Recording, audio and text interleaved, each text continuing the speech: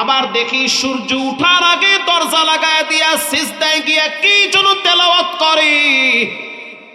মা তো পেটে রাখছে সন্তানের ভাবসাব গতিবিধি কিছুটা বুঝে। অন্ধকার রাত, মা দরওয়াজার কিনারায় দাঁড়ায় কান পাইতা শুনতেছে সন্তান নামাজে দাঁড়ায় দাঁড়ায় কোরআন তেলাওয়াত করে। মা প্রশ্ন করলো, বেটারে তুমি কি ধর্ম চেঞ্জ করেছো? বলে হ্যাঁ, তবে এটা গোপন প্রকাশ করা যাবে না।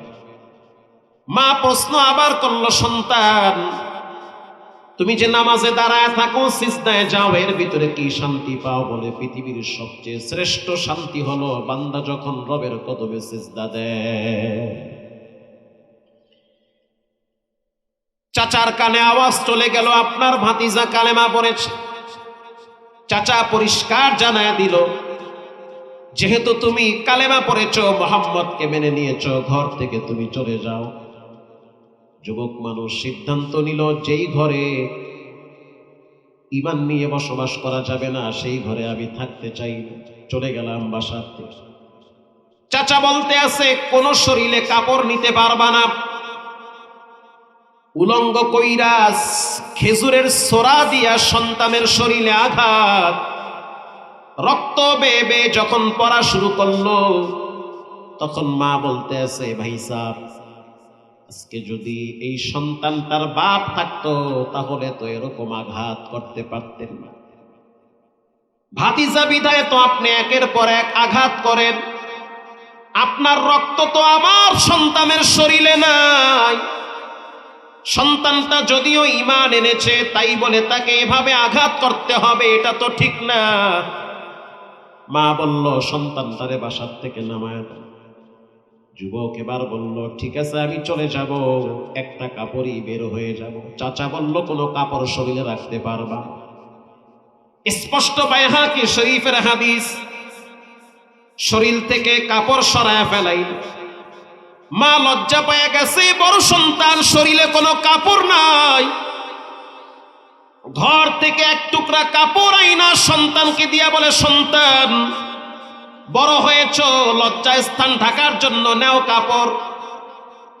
প্রচন্ড শীতের ভিতরে লজ্জায় স্থান ঢাইকা হাঁটতে হাঁটতে দীর্ঘ পথ পাড়ি দিয়ে মদিনায় চলে গেল। আল্লাহু আকবার বলেন। মদিনায় যাওয়ার পরে ফজরের টাইমে রাহমাতুল লিল আলামিন নিজের হুজরাত থেকে, নবীজি যেখানে বর্তমান শায়িত আছে রওজা মুবারক, ওটাই হলো নবীজির ঘর। দরওয়াজা খুইলা রিয়াজুল জান্নার ভিতরে ঢুকবে, গেটের সামনে তাকায় দেখলো শরীরে কোনো বস্ত্র নাই, কোনো পোশাক নাই, খালি গায়ে এক যুবক বসে আছে, লজ্জায় স্থান কোনো মতে ঢাকা। আল্লাহর হাবিব প্রশ্ন করলো, কে তুমি? হুজুর গত 2 দিন আগে আপনি যে আমারে কালেমা পড়াইছিলেন, আমি সেই সন্তান আব্দুল্লাহ জুল বিজাবাইন। তাহলে তুমি এখানে কেন বসে আছো? বলে, ঈমান আনার কারণে আমার মা আমার চাচা আমাকে ঘর থেকে তাড়িয়ে দিয়েছে। আল্লাহর হাবিব বলল, আব্দুল্লাহ মন খারাপ করবা না, টেনশন নিবা না। নবীজি ঘরে গিয়া নিজের একটা চাদর মোবারক এনে তাকে হাদিয়া দিয়ে বলল, 2টা ভাগ করে শরীর ঢাকো, লজ্জায় স্থান ঢাকো। আব্দুল্লাহ জুল বিজাবাইন ফজরের নামাজ পড়ল। নামাজের পরে জোরে জোরে চিল্লায় চিল্লায় শুধু আল্লাহু আকবার বলে। আল্লাহু আকবার বলে। হযরত ওমর রাদিয়াল্লাহু তাআলা আনহু বলল, তুমি এত জোরে আল্লাহু আকবার কেন বলে? আস্তে বললেও তো। রাসূল বলল, ওমর তাকে জোরে বলতে দাও, কারণ তার ঈমান চড়া মূল্য দিয়ে ক্রয় করা হয়েছে। তার ঈমানের মূল্য অনেক বেশি। সে নিজের বাড়ি ছাড়ছে, নিজের বাবার সম্পদ ছেড়েছে। মনে রাখবেন, ইন্না মাআল উসরি ইউসরা, প্রত্যেকটা কষ্টের পরে শান্তি আছে না? আরো জোরে বলেন। যারা কষ্ট করে লেখাপড়া করে, মনে রাখবেন তাদের জীবনে একদিন সফলতা আসবে। যারাই পরিশ্রম করে তাদের জীবনে সফলতা আসে। যারা যেই লাইনে শ্রম দেয় তাদের জীবনে সফলতা আসবে। কষ্ট ছাড়া, পরিশ্রম ছাড়া কোনোদিন সুখের জিন্দেগি আসবে না। বাবার হোটেলে খান, টের পান না রাত কেমনে যায়, দিন কেমনে যায়। যেদিন বাবা মারা যাবে, এই ছায়া যেদিন হারায় ফেলাবেন, সেদিন বুঝবেন সংসারের ওজন কত ভয়ঙ্কর। 3-4টা বোন যদি ছোট থাকে, এদেরকে লালন পালনের দায়িত্ব আপনি ভাইয়ের মাথায়। যাইবেন কই চাচা? মোবাইল আর পাবজি আর ফ্রি ফায়ার, অত দেহারি টাইম পেবেন না। এদের বিবাহ শাদীর দায়িত্ব আপনার মাথায়, পুরা ফ্যামিলির দায়িত্ব আপনার মাথায়। হযরত ওমর রাদিয়াল্লাহু তাআলা আনহু বলল, চড়া মূল্য দিয়ে ঈমান ক্রয় করেছে বুঝছি, এজন্যই তো তার কলিজার ভিতরে ঈমানের আওয়াজ বেশি ফুটে ওঠে। যুবক প্রশ্ন করল, রাসূলুল্লাহ আমি কোথায় থাকবো, আমার থাকার জায়গা কই? নবীজি বলল, আসহাবে সুফফায়ে সাহাবায়ে কেরাম যেখানে থাকে তুমিও সেখানে থাকবে। কিছুদিন পরে যুদ্ধের দামামা বেজে উঠল, সাহাবায়ে কেরাম যুদ্ধে যাওয়ার জন্য প্রস্তুতি গ্রহণ করল। আব্দুল্লাহ বলতে আছে, ইয়া রাসূলুল্লাহ, যুদ্ধের ময়দানে আমিও শরীক হতে চাই, জিহাদের ময়দানে অংশগ্রহণ করতে চাই। আমার তাজা রক্ত আল্লাহর দ্বীনের জন্য জমিনে ঝরবে, এটা আমি চাই। আমার শরীরের রক্ত আর গোশত উটের পায়ার সাথে পিষ্ট হয়ে যাবে, আর আমার মুখে কালেমার পতাকা উড্ডীন হবে, এটা আমি চাই। ওগো আল্লাহর হাবিব, আমাকে জিহাদের ময়দানে যাওয়ার পারমিশন দেন। জীবন হলো ওয়ান টাইম, ভালো ভালো মানুষগুলো হঠাৎ হঠাৎ মারা। খোদার কসম, আজকের কথা, বাচ্চাদেরকে নিয়ে ঈদ আনন্দের জন্য পার্কে গিয়েছে, ঈদ আনন্দ ভোগ করে। পার্কে যাওয়ার পরে সন্তানদেরকে নিয়ে হাঁটতেছে, এর ভিতরে তার মাথা কেমন জানি গরম হয়ে গেছে। বসে পড়েছে, শুয়ে পড়েছে, আশেপাশের মানুষগুলা মাথায় পানি ঢাললো। কিছুক্ষণ পর বুঝতে পারলো যে তার মুখের ভিতরে পানি যায় না। হসপিটালে নিয়ে গেল নোয়াখালী। ডাক্তার বলল যে স্ট্রোক করে বিদায় হয়ে গেছে। মানুষের জীবন হলো ওয়ান টাইম, আজকে আছেন কালকে থাকবেন। এজন্য দুনিয়া নিয়ে এত ভাবার সময় নাই, আখেরাতের গাড়ি রেডি করতে হবে। প্রত্যেকটা মানুষকে দুনিয়ার থেকে বিদায় হতে হবে। প্রিয় ভাইয়েরা আমার, যুবক মানুষ বলল, ইয়া রাসূলুল্লাহ, আমি জিহাদের ময়দানে অংশগ্রহণ করতে চাই। আল্লাহর হাবিব বলল, যাও, তোমাকে আমি যাওয়ার অনুমতি দিলাম। যুবক এবার সাহাবায়ে কেরামের সাথে যাওয়ার জন্য তৈরি হয়ে গেল। কিছু দূর যাওয়ার পরে অসুস্থ হয়ে পড়ল, প্রচন্ড জ্বরে আক্রান্ত হয়ে গেছে। হযরত ওমর রাদিয়াল্লাহু তাআলা আনহু গিয়ে বলল, হুজুর, ওই যে ঘর বাড়ি ছাড়া নতুন মুসলমান আব্দুল্লাহ জুলবিজাদাইন অসুস্থ হয়ে গেছে, প্রচন্ড জ্বরে আক্রান্ত। এটা বলতে না বলতে আবু বকর আয়েশা বলতেছে, হুজুর বেশি অসুস্থ হয়ে গেছে, মনে হচ্ছে বাঁচবে না। আল্লাহর হাবিব যুবকের পাশে বসে গেল, যুবকের মাথায় হাত দিল, মাথাটা রাসূলুল্লাহ কোলের সাথে লাগায়া চেহারার দিকে তাকায় আছে। যুবক নবীর চেহারার দিকে তাকায় আছে। কিছুক্ষণ পর জীবনের শেষ নিঃশ্বাস ত্যাগ করল। আল্লাহর হাবিব বলল, সাহাবীরা কবর খনন করো। সাহাবায়ে কেরাম কবর খনন করল। কবর খনন করার পর আল্লাহর রাসূল নিজে কবরে নামছে। আল্লাহু আকবার বলো। নিজে কবরে নামার পর ওমর আবু বকরকে বলতেছে, লাশটারে আমার কোলে দাও, আদবের সহিত দিবা, কারণ তোমাদের ভাই আব্দুল্লাহ জুলবিজাদাইন চড়া মূল্য দিয়ে ঈমান ক্রয় করেছে।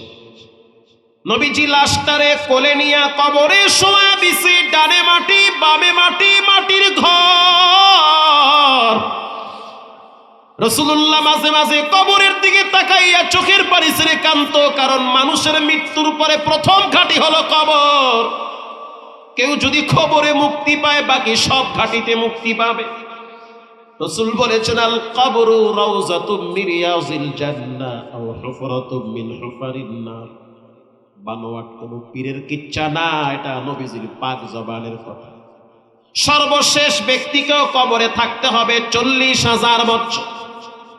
কি মনে করেছেন 10টা মিনিট মসজিদে দাঁড়ায় থাকতে আপনার মাজা ব্যথা হয়ে যায়?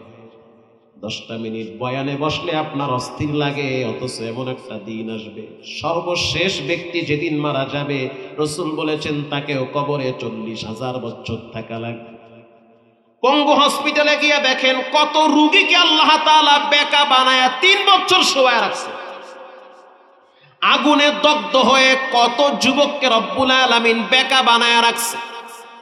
কিচ্ছু করার নাই, পরিবেশ পরিস্থিতি সিচুয়েশন এমন ভয়াবহ হয়, কিচ্ছু করার থাকে না। আব্দুল্লাহ জুলবিজাদাইনকে যখন রাসূলুল্লাহ কবরে রাখলো, চেহারার দিকে তাকায়া রাসূল বলতেছে, রব্বুল আলামিন আমি এই যুবকের উপরে খুশি আছি। নবী যদি কারো উপরে সন্তুষ্ট থাকে তার জন্য জাহান্নামের আগুন হারাম। রব্বুল আলামিন আমি এই যুবকের উপরে সন্তুষ্ট আছি। আল্লাহ আপনি যুবকের উপরে সন্তুষ্ট হয়ে যান। লাশ দাফন হয়ে গেল। হযরত ওমর রাদিয়াল্লাহু তাআলা আনহু বাচ্চাদের মতো ফুফায়া টুকরে কেঁদে উঠেছে আর বলতে আছে, আব্দুল্লাহ কোথায় তোমার বাড়ি? আমি তো জানি না। কে তোমার বাপ তাও তো আমি জানি না। সবে মাত্র কয়েকদিন আগে কালেমা পয়রা মুসলমান হইলা তরুণ নওজোয়ান যুবক মানুষ, অথচ আজ তুমি জান্নাতের মেহমান হিসাবে নবীর কোল থেকে জান্নাতের কবরে চলে গেলা। আল্লাহু আকবার বলেন। যদি তোমার জায়গায় খত্তবের বেটা ওমর থাকতো তাহলে জীবনটা ধন্য হয়ে যেত। প্রিয় ভাইরা আমার, এটা হলো আখিরাতমুখী চিন্তা। হযরত ওমরকে একজনে জিজ্ঞাসা করেছিল, এই যুবকের মর্যাদা এত বাড়ার কারণ? উত্তর দিল যে অন্যতম একটি কারণ হলো যুবকটা ছিল প্রচন্ড পরিমাণ বিনয়ী এবং ভদ্র নম্র স্বভাবের। আল্লাহু আকবার। কথা কম বলতো, কেউ যদি ধমক দিত হজম করে নিত। রাস্তা দিয়ে যখন চলতো মানুষ বলতো বিনয়ী মানুষ হাঁটে। প্রচন্ড রুক্ষ স্বভাবের না, বরং নরম মেজাজের মানুষ। পৃথিবীর থেকে কিছু মানুষ কবরে যায়, তাদের জন্য মানুষ দোয়া করে। আবার কিছু মানুষ আছে তাদের মৃত্যুতে মানুষ আনন্দিত হয়, আরো আগে মরে যাওয়া উচিত ছিল। ঠিক কিনা বলেন? রব্বুল আলামিন বলেন, মুমিনদের প্রথম গুণ হবে, রবের বান্দার প্রথম গুণ হবে তারা বিনয়ী হবে। 2 নম্বরে আল্লাযীনা ইয়ামশুনা আলাল আরদি হাওনা ওয়া ইযা খাতাবাহুমুল জাহিলুনা ক্বালু সালামা। যারা জাহেল মূর্খ তাদের সাথে ঝগড়া করবে না। ঝগড়া করা যাবে? ঝগড়া করবে।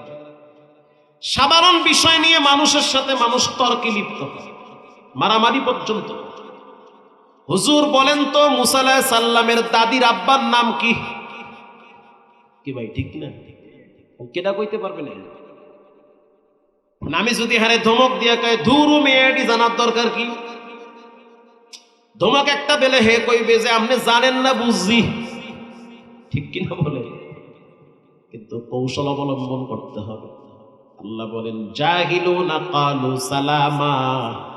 তর্ক কইরো না, জাহেল মূর্খ। আর কলিজার ভিতরে আমি মোহর মেরা দিছি। নামাজের মাসআলা জিজ্ঞাসা করে না, যেটা জানা ফরজ। উজুর মাসআলা জিগায় না, ফরজ গোসলের মাসআলা জিজ্ঞাসা করে না, জানাজার দোয়া জানে না। জানতে আসছে মুসা আলাইহিস সালামের দাদির আব্বার নাম কি? এখন আমি বলছি মুসা আলাইহিস সালামের দাদির আব্বার নাম হলো ইফরি, আইন কফরি, ইফরি। হুজুর পাইছেন কই? কোরআনে আছে। ও আল্লাহ, কোরআনে আছে? হ্যাঁ, কোরআনে একটা জিনের নাম হইছে ইফরি, ওইটা মাইরা দিছে ইফরি। কোন জায়গায় আছে? কোরআন পারেন? যেই কইছি কোরআন পারেন, কই মুইও পারি না, আব্বাইও পারে না। وَإِذَا خَاطَبَهُمُ الْجَاهِلُونَ قَالُوا سَلَامًا।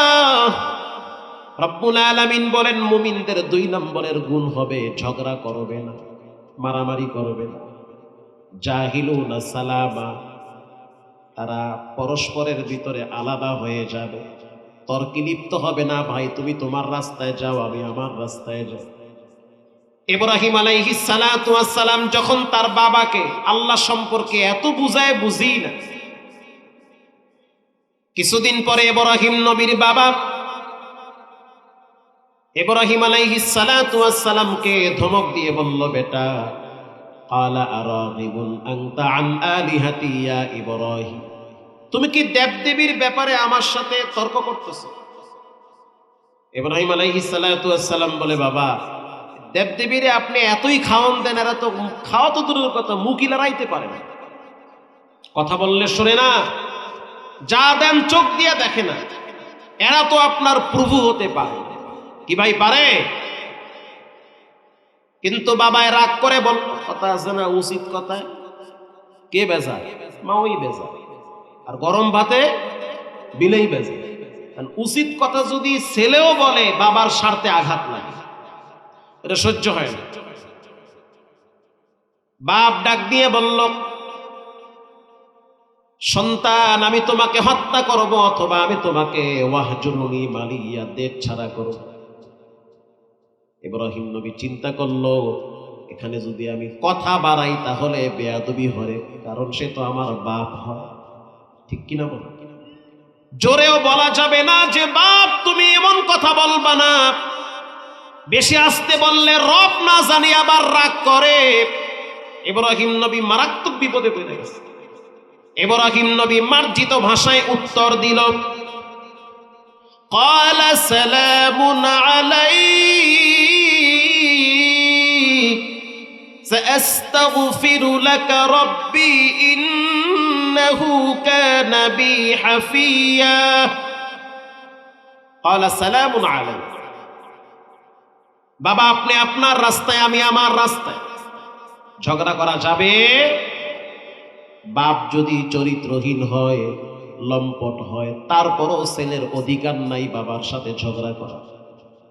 বাপ যদি পৃথিবীর ভিতরে সবচেয়ে খারাপ মানুষ হয়, তারপরও ছেলের অধিকার নাই বাবার সাথে খারাপ ব্যবহার করা।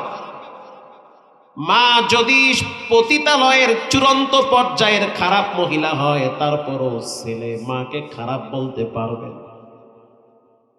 তারপরও সন্তানের ফরজ দায়িত্ব হলো মায়ের দায়িত্ব পালন করা, মায়ের সাথে ভালো আচরণ করা। বাপ যদি ডাকাত হয়, সবাই বলবে তোমার আব্বা ডাকাত, তুমি বলতে পারবা না তোমার বাপ ডাকাত, তুমি জোরে বলবা আমার আব্বা হইছে ফেরেশতা, ঠিক কিনা বলে? তোমার বাবা অপরাধ করলে সেটার বিচার রব্বুল আলামিন করবে, তোমার মা কোনো অন্যায় করলে সেটার শাস্তি রব্বুল আলামিন। ও সন্তান, তোমার কোনো অধিকার নাই তোমার মা বাবার সাথে দুর্ব্যবহার। ইব্রাহিম নবী তিনি আমাদের জাতির পিতা, শিক্ষা দিয়েছেন, ক্বালা সালামুন আলাইক। আব্বাজান, যদিও আপনি নমরুদের পক্ষে গেছেন, যদিও আপনি দেবদেবীর পক্ষে চলে গেছেন, যদিও আপনি আল্লাহর বিরুদ্ধে অবস্থান নিয়েছেন, তারপরও আমি আপনার সাথে খারাপ ব্যবহার করতে পারি। ক্বালা সালামুন আলাইক, আমি শান্তি চাই, ঝগড়া চাই না, মারামারি চাই না, আপনি আপনার রাস্তায়, আমি আমার রাস্তায়। আপনি নমরুদের রাস্তায় যান, আমি আমার রবের রাস্তায় যাই। তবে শুনে নেন, আস্তাগফিরু লাকা রাব্বি ইন্নাহু কানা বি হাফিয়া। আপনি আমার আব্বা হন, আপনার জন্য আমার বড় মায়া, কারণ আপনি আমারে বড় আদর কইরা বড় বানাইছে। সকালবেলা আপনি আমার মাথায় জাইতুনের তেল লাগায় দিছেন, দুপুরের টাইমে আপনি আমারে হাতে ধইরা বাজারে নিয়ে গেছেন, নিজের শরীরের পোশাকের চিন্তা না করে আমার পোশাকটা আপনি কিনে দিয়েছেন। নিজে ভালো খাবার খান নাই, আপনি আমার মুখে খাবার তুলে দিয়েছেন। আব্বা, নিজের পোশাকটা এত গুরুত্ব দেন নাই, আমার পোশাকের যেই পরিমাণ গুরুত্ব নিয়েছেন। অতএব আপনি আমার বাপ, আমি আপনার সাথে বেয়াদবি করতে পারি না। তবে আব্বা জান শুনে নেন, আস্তাগফিরু লাকা রাব্বি, আমি আপনার জন্য আল্লাহর কাছে ক্ষমা চাইতেই থাকবো। সুবহানাল্লাহ। আল্লাহ আপনি আমার আব্বারে মাফ করেন, বারবার ক্ষমা চান। আল্লাহর সিদ্ধান্ত হলো না, কোনো মুশরিকের জন্য ক্ষমা নাই। কে কার বাপ, কে কার মা, কে কার সন্তান, এই পরিচয় রবের কাছে চলবে না, এই পরিচয় দুনিয়ায় চলে। দুনিয়ায় চলে কে কার আত্মীয়। আল্লাহ বলেন আমার কাছে এমন কোন পরিচয় চলবে না, পরিচয় একটা, লা ইলাহা ইল্লাল্লাহু মুহাম্মাদুর রাসূলুল্লাহ সাল্লাল্লাহু আলাইহি ওয়াসাল্লাম। নবীর চাচা এত আদর করলো, মৃত্যুর সময় ঈমান নিয়ে মরতে পারেন। লূত আলাইহিস সালাতু ওয়াস সালামের স্ত্রী ঈমান নিয়ে মরতে পারে নাই। নূহ নবীর সন্তান কেনান বেঈমান হয়ে দুনিয়া থেকে বিদায় হয়েছে। আবার রব্বুল আলামিন গোবরের ভিতরে পদ্মা ফুল ফুটাইয়া দিছে। আজরের মতো একটা বেঈমান যে কিনা নমরুদের কথা মতো চল, মূর্তি নিজের হাতে বানায়, দেবদেবীগুলা নিজের হাতে তৈরি করে, তার মতো ব্যক্তির ঘরে যুগশ্রেষ্ঠ জাতির পিতা ইব্রাহিমকে পাঠিয়েছেন কে? আল্লাহু আকবার, জোরে বলেন। আল্লাহ তাআলা পাঠাইছে। কুড়িগ্রাম একটা এলাকার নাম হলো হাতিবান্ধা। হাতিবান্ধা, হাতিবান্ধা এই বছর বয়ানে গেছে, একেবারে বর্ডার এলাকা, বিশাল মাদ্রাসা, গ্রামের মানুষ মাদ্রাসাটাকে দেখাশোনা করে, টাকা পয়সা খরচ করে মাদ্রাসা চালায়। 250 থেকে 300 ছাত্র আছে, কিন্তু মজার বিষয় হলো সব ছাত্রদের বয়স হলো 15-র নিচে। মারহাবা বলেন। মানে বড় নাই, সবগুলো ছোট। বড় হইলে আর এক জায়গায় পাঠায় দেয়, আর একখানে যাবে, এখানে সব এক সাইজে থাকতে। একটু বড় আবার ঠেলাঠেলি করবা হইবে না, এক সাইজের সব। মাথায় পাগড়ি দেওয়ার জন্য প্রায় 14-15 জনের মাথায় পাগড়ি দিলাম, সুবহানাল্লাহ, সব সাদা পাগড়ি। পাগড়ি দিতে গিয়া যখন লাস্ট ছাত্রটার মাথায় পাগড়ি দিলাম, ও দেখতেছি পাগড়ি মাথায় নেওয়ার আগে পাগড়ি হাতে নিয়ে নিয়ে ঘুরতেছে, একেবারেই ছোট। আমি অবাক হয়ে তাকায় রইলাম, ছোট মানুষ পাগড়ি নিয়ে ঘোরে। মাদ্রাসার প্রিন্সিপাল সাহেব, সভাপতি সাহেব বলতেছে, হুজুর 7 মাসে কোরআনের হাফেজ হয়েছে। শুধু তাই না, যত ছাত্র আছে সবার ভিতরে তার ব্রেন সবচেয়ে ভালো। আমি বললাম, কোন বাপ তারে জন্ম দিয়েছে, কোন মা তারে পেটে রাখছে, কোটি কোটি টাকা খরচ কইরা সন্তানের শিক্ষিত বানায়, আর ওই সন্তান মা বাবারে বৃদ্ধাশ্রমে রাখে। যখন বললাম কোন বাপ তারে জন্ম দিয়েছে, প্রিন্সিপাল সাহেব মাইকে বলতে আছে, তার বাপ কোথায়? তো তাকে দেখলাম পিছন থেকে ঘুইরা চইলা আসছে স্টেজের পিছনে। অবাক হয়ে তাকায় রইল, দেখতে একেবারেই বেমানান মনে হইতেছে, ক্ষেত খামারে কাজ কইরা উঠছে। এটা কি আপনার সন্তান? কাঁদতেছে আর বলতেছে, হ্যাঁ এটা আমার সন্তান। এত সুন্দর, এত চমৎকার মেধাবী সন্তান আপনি জন্ম দিয়েছেন, এটা আপনার জন্য খুশনসিব। তখন সে বলতে আছে, যদি আজকে এই সন্তানটার মা থাকতো তাহলে বড় আনন্দিত হইত। মা হারা সন্তান, দুনিয়াতে মা নাই যার, তার মতো মুসিবতে কেউ নাই। অতএব আমার এই সন্তানটার মা কবরে চলে গেছে, তারপরে আমি আমার সন্তানটারে গত কয়েক মাস আগে মাদ্রাসায় দিছি। আল্লাহর মেহেরবানিতে 7 মাসে কোরআনের হাফেজ হয়ে গেছে। শুধু তাই না, পুরা মাদ্রাসার ভিতরে 1 নম্বরের ছাত্র। চমৎকার মেধা আল্লাহ দান করছে। হাজার হাজার মানুষের ভিতরে আল্লাহ আপনাকে এই সন্তানটা দান করছে। আপনার বংশ রব্বুল আলামিন দেখে নাই, আপনার পোশাক আল্লাহ দেখে নাই, আপনার সম্পদ আল্লাহ দেখে নাই, বরং আপনার দিল দেখছে। আমি প্রশ্ন করলাম বয়ানের পরে, যে এত সুন্দর একটা সন্তান আল্লাহ আপনাকে দিয়েছে, কোনো গোপন আমল আছে কিনা বল।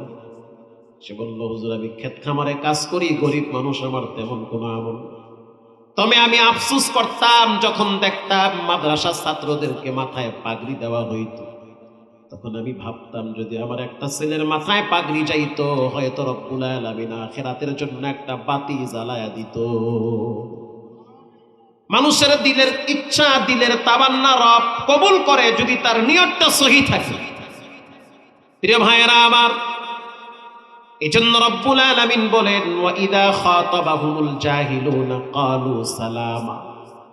মুমিনদের 2 নম্বরের গুণ, মুমিনরা মানুষের সাথে ঝগড়া করবে না, তর্কে লিপ্ত হবে না, বরং তারা পৃথক হয়ে যাবে। তারা জাহালাতের মতো আচরণ করবে না, তারা পরস্পরের ভিতরে মতবিরোধ তৈরি করবে না। এরপরে রব্বুল আলামিন বলেন, ওয়াল্লাযীনা ইয়াবিতুনা লিরাব্বিহিম সুজদান ওয়া কিয়ামা। রব্বুল আলামিন বলেন মুমিনদের 3 নম্বরের গুণ, রাত্রিবেলা যখন সবাই ঘুমিয়ে যাবে তারা কিছু মুমিন বান্দারা রুকুতে থাকবে। আল্লাহু আকবার বলেন। তারা সিজদায় নত হয়ে যাবে, তাদের চোখের পানিতে মাটি ভিজে যাবে। মুমিনদের 3 নম্বরের গুণ, তারা রাতের আধারে সিজদায় নত হবে, তারা রাতের আধারে রুকুতে নত হয়ে যাবে, তারা কিয়ামুল লাইল করবে, তারা চোখের পানি ছেড়ে রবের দরবারে সিজদায় নত হয়ে যাবে। সিজদার ভিতরে গিয়ে তারা দোয়া করবে, রব্বানা আতিনা ফিদ দুনিয়া হাসানাহ ওয়া ফিল আখিরাতি হাসানাহ ওয়া কিনা আযাবান নার ওয়া আদখিলনাল জান্নাতা মাআল আবরার। তারা বলবে রব্বুল আলামিন দুনিয়া আখিরাতে কল্যাণ দান করেন আর জাহান্নামের আগুন থেকে আমাদেরকে মুক্ত করেন। যখন দেখবেন মানুষ মক্কায় যায়, যখন তাওয়াফ করে, তাওয়াফের টাইমে দেখবেন যত হাজি আছে সবাই বলতে আছে রব্বানা আতিনা ফিদ দুনিয়া, ও কাবার মালিক আল্লাহ তুমি আমারে দেখো, আমি তোমারে দেখি না কিন্তু তোমার ঘর দেখি। আল্লাহু আকবার বলেন।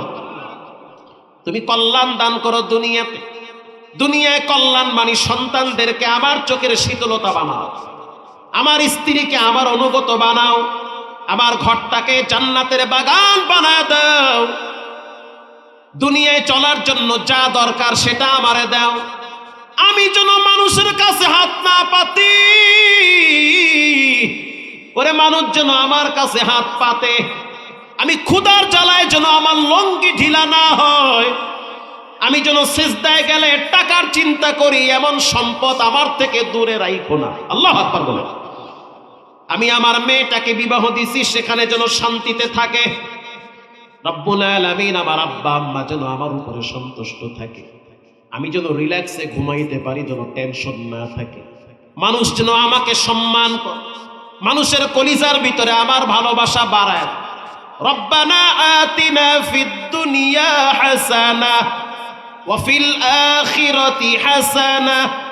রব্বুল আলামিন দুনিয়ায় যা দেওয়ার দিছো আখিরাতে বেইজ্জতি কইরো না, যেদিন আমার চোখ বন্ধ হয়ে যাবে সেদিন কবরে শাস্তি দিও না। রব্বুল আলামিন বিচারের ময়দানে দাঁড়ায় থাকা লাগবে 50,000 বছর, সেদিন বেইজ্জতি করিও না। রব্বুল আলামিন হাসরের ময়দানে তুমি আমার সন্তানের সামনে আমাকে অপমানিত করিও না। শুধু তাই না, যেদিন আমার শেষ নিঃশ্বাস আমি ত্যাগ করব সেদিন তুমি আমাকে বেঈমান বানায়া ডাক দিও না। ওয়াফিল আখিরাতি হাসানাহ ওয়া কিনা আযাবান নার। রব্বুল আলামিন আপনার আযাব থেকে পানাহ চাই। আল্লাহু আকবার বলেন। আপনার শাস্তি থেকে আমাকে বাঁচান। আপনার ধরা বড় শক্ত ধরা, আপনার ধরার থেকে নায়ক মান্না বাঁচতে পারে নাই, কবরে চইলা গেছে অল্প বয়সে। আপনার ধরার থেকে নায়ক সালমান শাহ বাঁচতে পারে নাই, যুবকদের আইডল অল্প বয়সে কবরে ফালায়া দিছে। আপনার ধরার থেকে বড় বড় খেলোয়াড়ও বাঁচতে পারে না, ক্যান্সারে আক্রান্ত কইরা বিছানায় ফালায়া রাখছে। আপনার ধরার থেকে প্রধানমন্ত্রীও বাঁচতে পারে না, প্রাইম মিনিস্টারও বাঁচতে পারে না, আপনার ধরার থেকে প্রেসিডেন্টও বাঁচতে পারে না। আপনি আজকের রাজারে কালকে ফকির বানান, কালকের ধনীরা আজকে রাজা বানান, কালকের ফকিরকে আজকে ধনী বানান, আজকের ফকিরকে কালকে ধনী বানান। রব্বুল আলামিন আপনি চাইলে সব হয়, আমি চাইলে কিছুই হয় না, ঠিক কিনা বলেন? ওয়াকিনা আযাবান নার, আপনার আযাব থেকে আমাদেরকে পানাহ দান করুন। ওয়া আদখিলনাল জান্নাতা মাআল আবরার। রব্বুল আলামিন আমি জান্নাত চাই, জাহান্নামের আগুন থেকে বাঁচতে চাই। ইয়া আজিজু ইয়া আজিজ, আল্লাহু আকবার বলেন। ইয়া আজিজু ইয়া আজিজ, ইয়া কারীম ইয়া হাইয়ুম ইয়া কাইয়ুম। এগুলো হলো মানুষের মৃত দিলকে জীবিত করে। মারহাবা বলে। রব্বুল আলামিন বলেন, ওয়াল্লাযীনা ইয়াবিতুনা লিরাব্বিহিম সুজ্জাদান ওয়া কিয়ামা। অনেক বয়ান, অনেক নসিহত, অনেক আলোচনা, তবে তিনটা বিষয় মনে রাখবে। এক নম্বরে, রবের বান্দা যারা হবে তারা বিনয়ী হবে, নম্র হবে, ভদ্র হবে, ইনশাআল্লাহ বলেন। দুই নম্বরে, তারা ঝগড়া করবে না, সালাম দিয়ে বিদায় হয়ে যাবে। ভাই তুই ঠিক, আমি বেঠিক, তুই ভালো থাক, মুই যাই, ঠিক কিনা বলে? তুই বড়, আমি ছোট, যা তুই ভালো থাক, আমি যাই, বাস খালাস। তুই মরে সেলো, মুই কি হলু রে, এই তো শুরু হয়ে গেছে মারা। রব্বুল আলামিন বলেন, ওয়াল্লাযীনা ইয়াবিতুনা লিরাব্বিহিম সুজ্জাদা। তিন নম্বরে, তোমরা ঘুমায়া থাইকো না, ঘুম কিন্তু আরো লম্বা, ঘুমান লাগবে কবর। রাতের আধারে মাঝে মাঝে দাঁড়ায় যাও, 2-4 রাকাত নামাজ পড়ো, আমারে ডাকতে থাকো। যারা আমারে ডাকে তারা কিন্তু আমারে পায়, তাদেরকে আমি ভরপুর নিয়ামত দান করি। যারা আমাকে ডাকে আমি তাদের ডাকে সাড়া দেই। ডাকো তুমি আমাকে, যত ডাক পা তত মানসিক শান্তি পাও। এরপরে রব্বুল আলামিন বলেন, ওয়াল্লাযীনা ইয়াকুলুনা রাব্বানা সরিফ আন্না আযাব জাহান্নাম ইন্না আযাবাহা কানা গরামা। রব্বুল আলামিন, তোমার জাহান্নামের আগুন থেকে আমি বাঁচতে চাই। আল্লাহু আকবার বলে। আমার বান্দারা রাত্রিবেলা আমার কাছে ক্ষমা চায়। হযরত ওমর রাদিয়াল্লাহু তাআলা আনহু বলেন, আমি আল্লাহকে এই পরিমাণ ভয় করি, তোমরা শুনে নাও, পৃথিবীর সব মানুষ যদি জাহান্নামে যায়, একটা মানুষ যদি জান্নাতে যায়, আমি ওমর মনে করি আমি ওমর যাব। এটা আমার আশা, এটা আমার আত্মবিশ্বাস। মারহাবা বলে। কিন্তু আমি ওমর বড় ভয় করি, পৃথিবীর সব মানুষ যদি জান্নাতে যায় আর একটা মানুষকে যদি আল্লাহ জাহান্নামে ফেলায়া দেয়, আমার ভয় লাগে না জানি সেই ব্যক্তিটা আমি ওমর হয়ে যায়।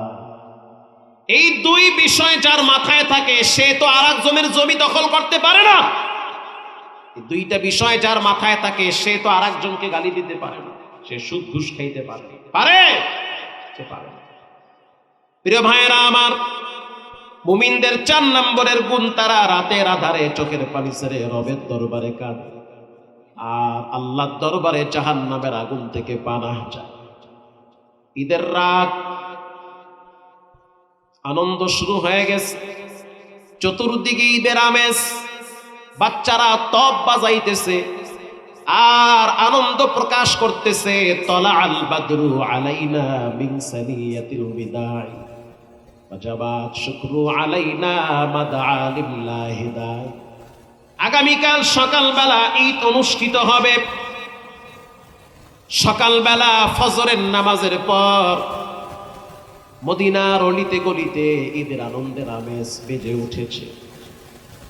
আবু হুরায়রা রাদিয়াল্লাহু তাআলা আনহু ঈদগাহর দিকে তাকায় দেখতেছে মুসল্লি বইয়া গেছে, কিন্তু ঈদের নামাজ যিনি পড়াবেন তিনি এখনো পর্যন্ত মুসল্লায়। ঈদের নামাজ যিনি পড়াবেন তিনি হলেন হযরত ওমর রাদিয়াল্লাহু তাআলা আনহু। আবু হুরায়রা রাদিয়াল্লাহু তাআলা আনহু চলে গেল হযরত ওমরের বাড়িতে। দরওয়াজা খুলে দেয়, আবার দরওয়াজা খুলেছে, দরওয়াজা খুলে আবু হুরায়রা জোরে একটা সালাম দিয়েছে।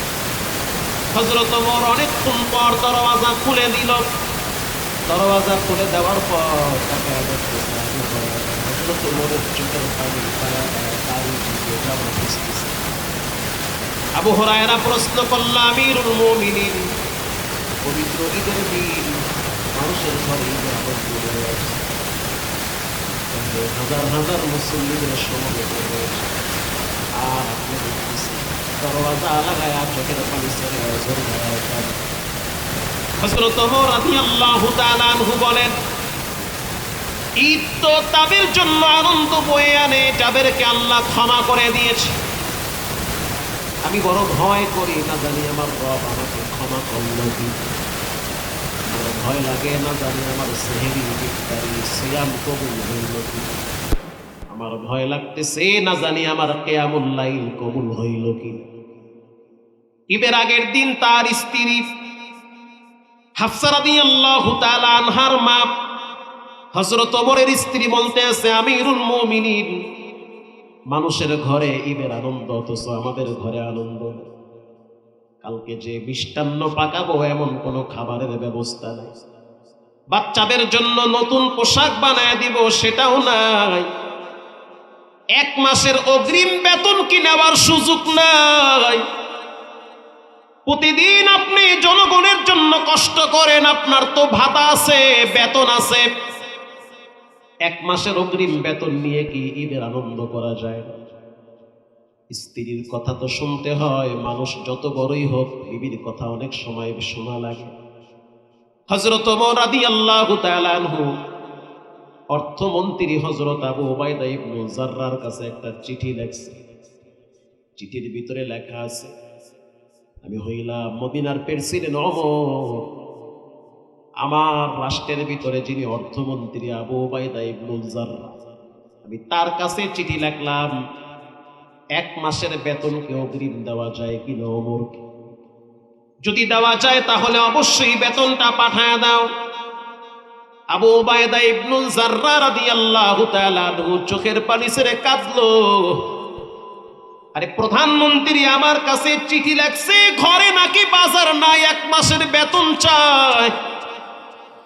আবু উবাইদা ইবনে জাররা চিঠির অপর পিঠে লেখা দিছে, এক মাসের অগ্রিম বেতন দিতে পারি, তবে দুইটা শর্ত আগে মানতে হবে।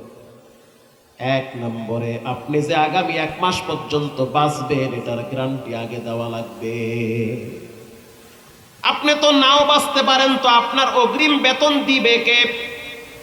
দুই নম্বরে, জনগণ আপনাকে আগামী এক মাস পর্যন্ত ক্ষমতায় রাখবে, আপনাকে খলিফা হিসাবে দেখতে চায়, এটার গ্যারান্টিও আগে দিতে হবে। আগামীকাল যদি মদিনার মানুষ বলে ওমরকে ক্ষমতায় দেখতে চাই না, ওমরের শক্তি নাই, জোর করে ক্ষমতায় থাকবে। শক্তি আছে, ক্ষমতার থেকে নেমে যেতে হবে। অতএব আগামী এক মাস বেতন আপনাকে দেওয়া হবে, এক মাসের অগ্রিম বেতন। শর্ত দুইটা, এক নম্বরে বাঁচবেন কিনা গ্যারান্টি আগে, দুই নম্বরে জনগণ ক্ষমতায় চায় কিনা। হযরত ওমর চিঠি পাওয়ার পর বলতে আছে, আল্লাহর দরবারে শুকরিয়া, রব্বুল আলামিন আমাকে একজন তাকওয়াবান পরেজগার মুত্তাকিন অর্থমন্ত্রী দান করেছে। সুবহানাল্লাহ বলো।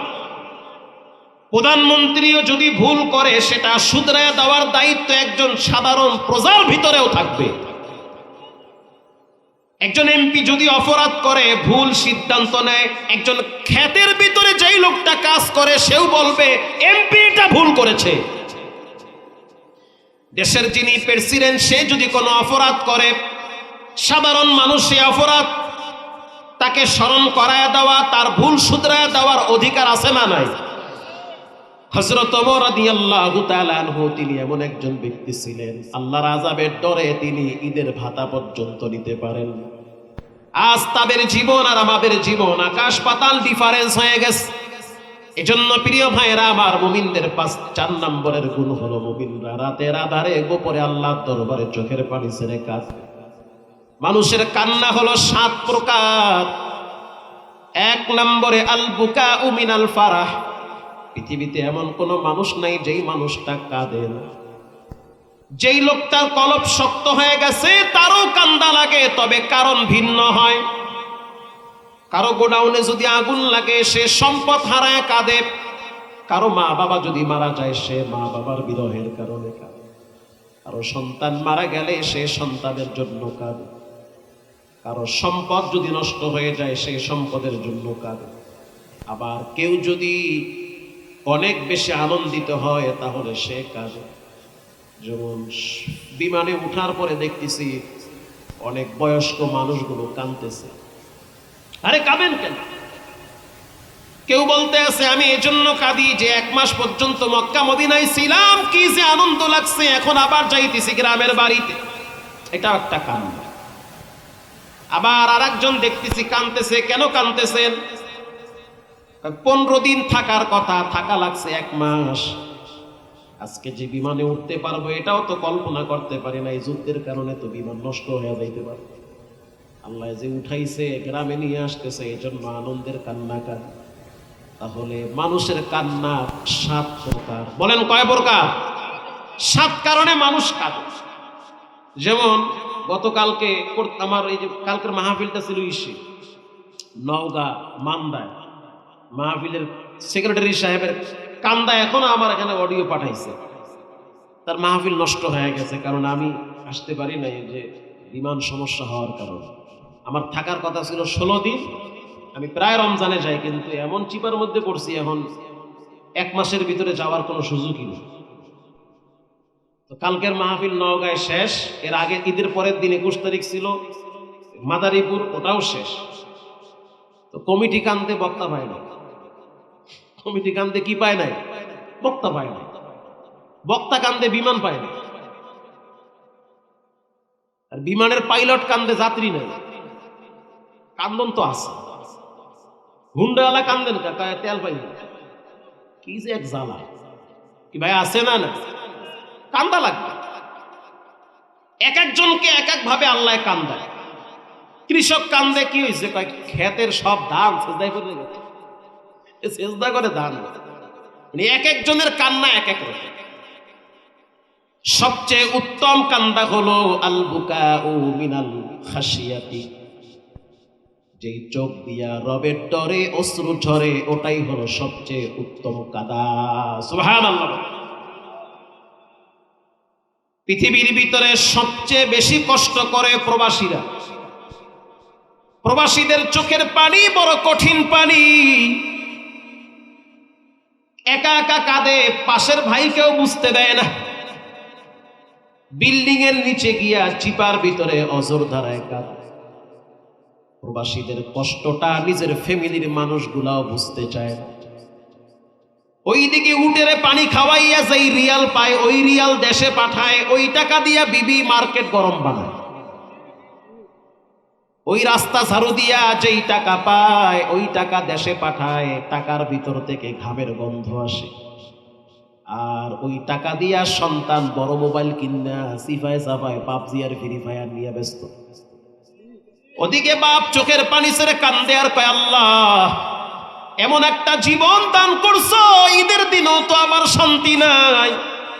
আমি অনেক প্রবাসীর চোখের পানি দেখছি, ঈদের নামাজের পর্যায়ে নামাজ কান্দি নিয়ে চোখের পানি ছেড়ে কানতে কানতে রুমে চলে যায়। হুজুর মায়েরে ফোন দেই, মায়ে কয় টাকা বাড়া। বাপেরে ফোন দেই, বাপে কয় টাকা পাঠাও। তার মানে টাকার মিশি। এই জন্য আমি বলেছি, ভাই শুনে নেন, পৃথিবীর মানুষকে টাকা দিয়া এখনো পর্যন্ত কেউ কাউকে খুশি করতে পারে না। যত দিবেন ততই লাগে, এটার দ্বারা মানুষ খুশি হয় না। যদি কেউ তার রবকে খুশি করতে পারে, তাহলে গোটা পৃথিবী তার উপরে সন্তুষ্ট হয়ে যাবে।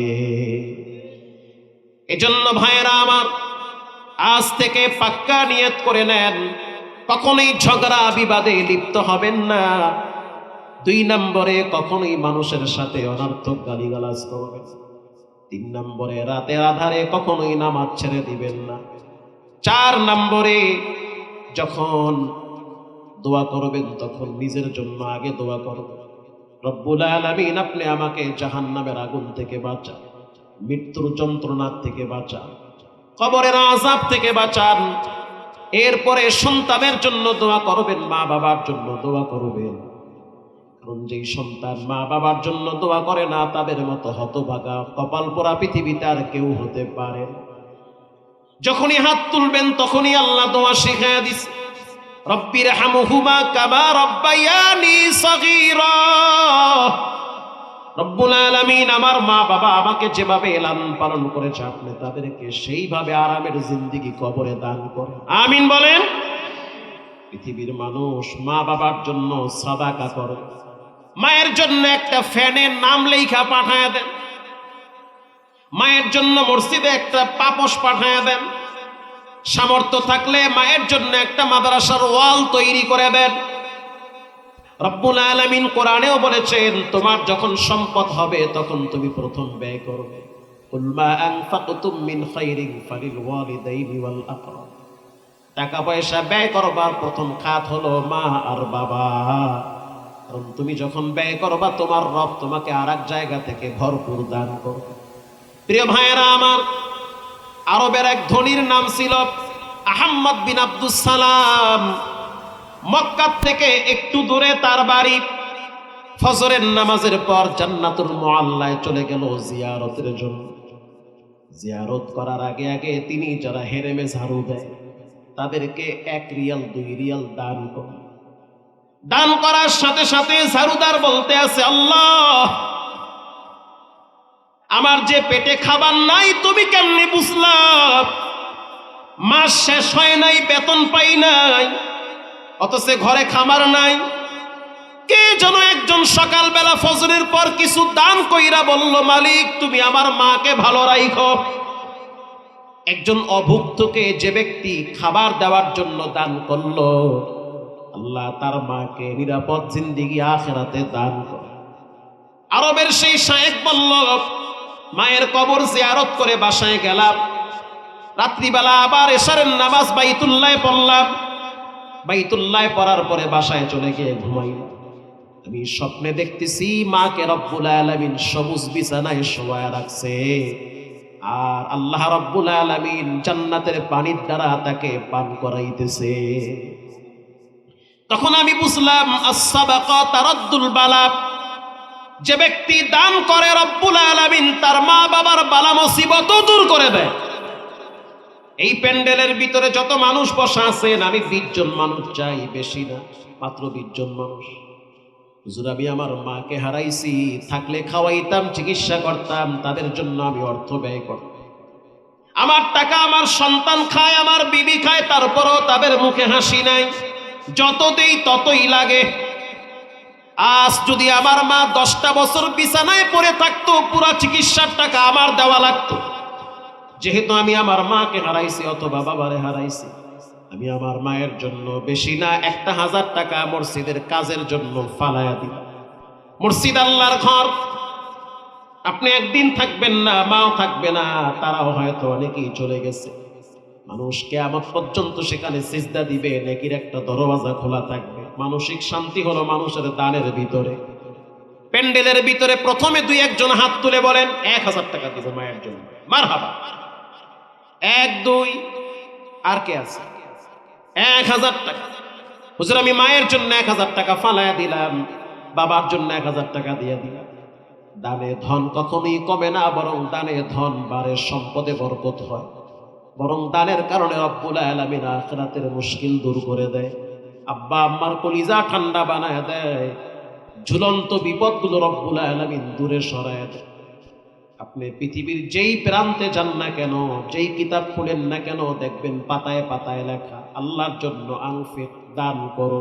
দান যত করো বা তত বালা দূর হবে। আপনার তো অসুবিধা নাই, দানের